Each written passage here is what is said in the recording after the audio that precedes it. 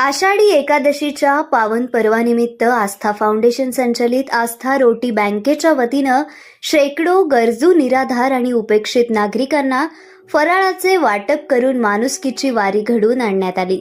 भुकेल्याच्या पोटी अन्नाचा घास म्हणजेच खरी देवपूजा या भावनेतून सिव्हिल हॉस्पिटलमधील रुग्ण आणि त्यांच्या नातेवाईकांना, कुष्ठरोग वसाहतीतील नागरिकांना, झोपडपट्टी परिसरातील निराधार ज्येष्ठ नागरिक तसेच रस्त्यावर जीवन जगणाऱ्या गरजू आणि भिक्षेकरी बांधवांना फराळाचे वितरण करण्यात आले। कार्यक्रमाची सुरुवात श्री विठ्ठल पांडुरंगाच्या प्रतिमेचे पूजन करून करण्यात आली।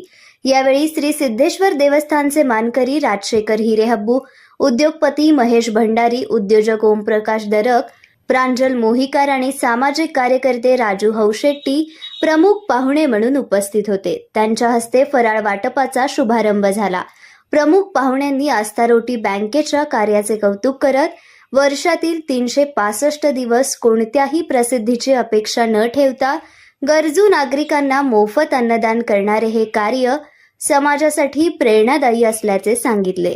या उपक्रमाच्या यशस्वीतेसाठी निलिमा हिरेमठ, छाया गगने, विनोद भोसले, पुष्कर पुकाळे, श्रीदेवी बिराजदार, सपना कांबळे, लक्ष्मी कुलकर्णी, मंजुषा डोईफोडे, दत्तात्रय दळवी, अविनाश माचरला, संगीता छचुरे, अनिता तालीकोटी, गीता दळवी, अंबादास तसेच सर्व स्वयंसेवकांनी परिश्रम घेतले। यावेळी आस्था रोटी बँकेच्या वतीनं विठ्ठलाच्या दर्शनाबरोबरच गरजूंच्या चेहऱ्यावर हास्य फुलवणे हीच खरी विठ्ठल भक्ती असून आपल्या आनंदात एखाद्या गरजूचा आनंद सामावून घ्यावा असे आवाहन करण्यात आले।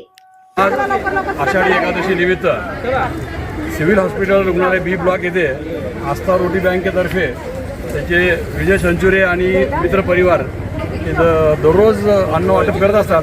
पण आज आषाढी एकादशी निमित्त उपवासाचं फराळाचं मोठ्या प्रमाणावरती वाटप त्यांनी आयोजित केलेलं आहे। मी त्यांना शुभेच्छा देतो आणि खरंच त्यांचं अभिनंदन करतो, कारण सर्वश्रेष्ठ अन्नदान हे सर्वश्रेष्ठ आहे। आणि आषाढी एकादशी असो, कुठलाही सण असो, हे विजय संचुरे आणि आस्था रोटी बँकवाले सर्व त्यांचे मित्रपरिवार हे प्रत्येक सण, प्रत्येक दिवस या सिव्हिल हॉस्पिटलमध्ये जे रुग्ण येतात, त्यांचे नातेवाईक येतात, त्या सर्वांच्या सेवेमध्ये घालवतात। हे खरंच कौतुकास्पद आणि अभिनंदनाची बाब आहे। आणि त्यांच्याविषयी किती कौतुक करावं तेवढं कमीच आहे। आणि मी एवढं सांगू इच्छितो की काही वेळ ज्या वेळेला तुम्हाला आमच्याकडून काही लागेल सहकार्य, त्या सहकार्यासाठी मी स्वतः तुमच्याबरोबर राहील। धन्यवाद। आपल्याकडून अशीच सेवा घडत राहो हीच ईश्वरचरणी प्रार्थना।